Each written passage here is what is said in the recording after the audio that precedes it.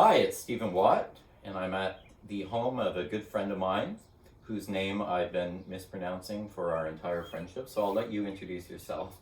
Hi, my name is Jaivet. I'm originally from Burma. And how do you describe yourself? Because you wear a lot of hats, so to speak. Um, I'm finishing my undergrad degree right now at U of T, and I work for a startup company, and I also consult on a refugee advisory network of Canada, and I recently finished a book. Perfect. And before we get into the book, which is probably the main topic of conversation, I'm going to ask you three dumb questions to break the ice. First dumb question: what's the strangest thing about Canada? When you came here, when you're like, Obviously, people tend to over apologize. okay. Okay, next question: best piece of advice you've ever received? Um, Buckle up when you go outside when it is below minus, especially if you're coming from a hot country. Wear warm clothes, yeah, which is in your book. And last question: if you had $50 million, what would you do with it? Um, I would probably focus on man-made disasters. Okay. Which is sort of what you work on at your work. So let's get into the heart of the matter. You do have a book coming out which is already on sale, even though nobody has a physical copy of it yet. Maybe they will by the time this interview airs. It's World Refugee Day, and you were once a refugee, and wrote a book in part about that. What the stuff you're talking about in the book is tough emotionally for you, I imagine. What would make you want to write a book about such difficult content? Well, most of the time, a lot of refugees' stories and a lot of people who came through camps, detention, and all other sort of holding places. People tend to lose their voices, and often their voices pass through like multiple stages. You got a journalist who is picking up the news from the ground, and you got another base journalist who probably will be transcribing, and another journalist who will be editing. So it's a lot of multiple processes, and by the time people get to hear it, they're less than half of the stories remain like authentic. So I think it is, even though it is difficult, it is important to actually tell what happened the way it happened in our own voices. Yeah.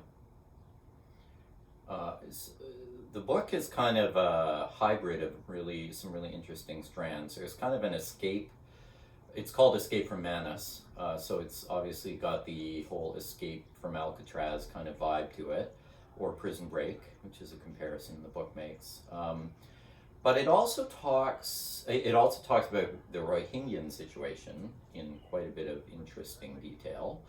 And then there's a lot on refugee policy, particularly Australia's and the UNHCR's. What part did you, I mean, they're all so important, but what part were you like, yes, this is what I need to tell the world? Well, one of the key themes that in the book was people often tend to see refugees as vulnerable, need of help, and got very little to contribute. And what people don't realize is often the strongest of the strongest made it to refugee camp, passing the prosecutions or the wars or the civil unrest, whatever they were facing. So it is a misconception that a lot of people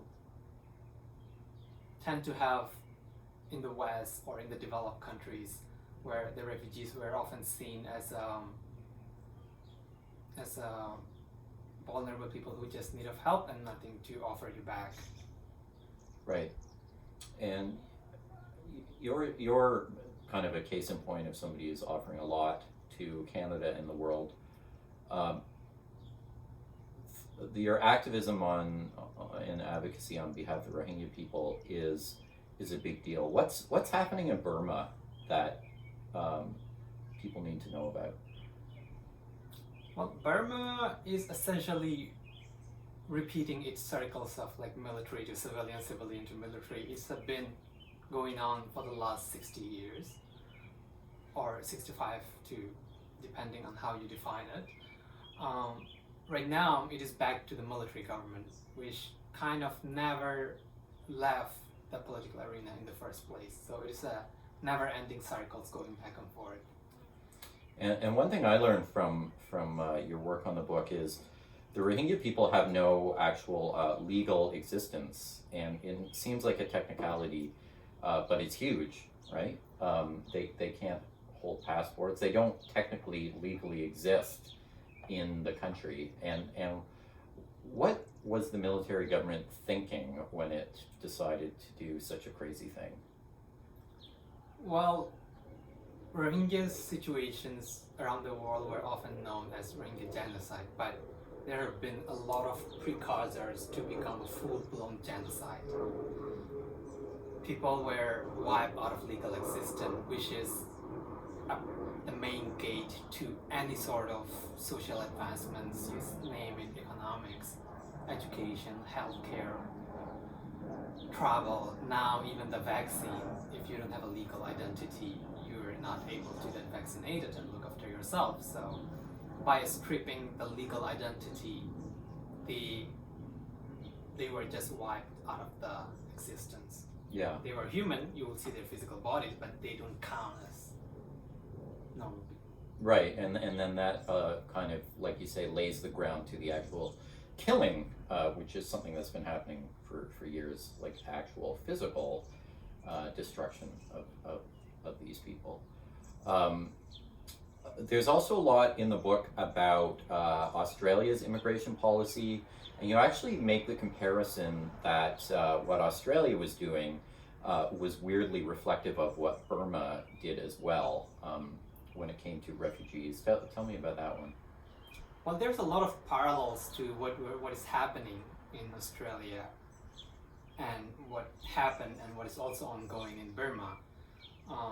The only difference is in Burma, it's happening plain out, like in the plain sight, while in Australia, they often shipped out the whole refugee populations onto a remote island where there were no journalists, no media coverage and all. So it's kind of happening under the blanket in Australia while it is happening in the plain sight in Burma. Right. For example, in Australia as well, like people were stripped of starting from name to who they are. The identity was removed, the sense of individuality was removed, and people were kind of demonized by the media and the politicians, and it is very hard for general public to get a sense of what actually happening because those holding pen were so remote in the middle of nowhere. And that is part of the reason I thought it is important for the world to know what actually happened and what is still happening. Right, to the point where, for example, in your case, they got your name wrong, kind of accidentally on purpose, and gave you this boat number, which is so, the comparisons to sort of fascist regimes of the past is not hard to make, right? They give you a number and letter as your identity, and then the step from there to sort of stripping you of all your humanity is a short one. Yeah, that's basically pretty much parallel to what happened with the Nazis and whatnot. But I think it is a very textbook examples of stripping people's identity, stripping their legal existence, muting their voices, and by the time the actual killing or the actual persecution people become so weak that they have no means or no tools to defend themselves anymore.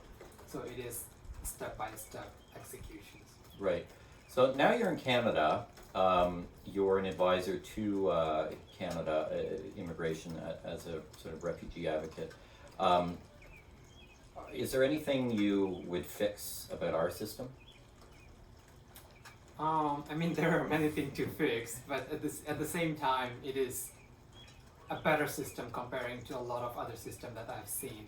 But obviously, it has its own flaws and it has its own disadvantage. And if there are anything that I wish I could fix in the current system,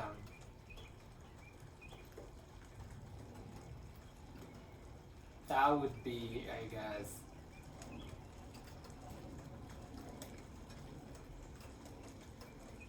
I can't think on top of my head. I'll give you a But list. there were occasions that I came up where the differentiations of like refugees, for example, the other day, the refugee from the Palestinian with the Gaza and northern Gaza strips, that the UNRWA refugee status were like not considered as a legitimate refugee documents, while at the same time there were refugee status documents which are like a flaw in Papua New Guinea were accepted. So I think they're, instead of deciding a refugee's life based on a single paper, I think some human elements like could be integrated into the systems and actually see the person as a person and not just because of a paper.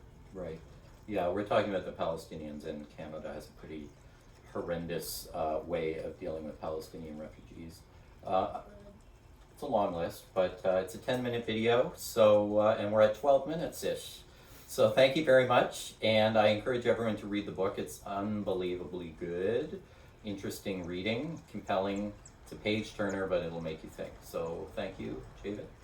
And I just said your name wrong again, but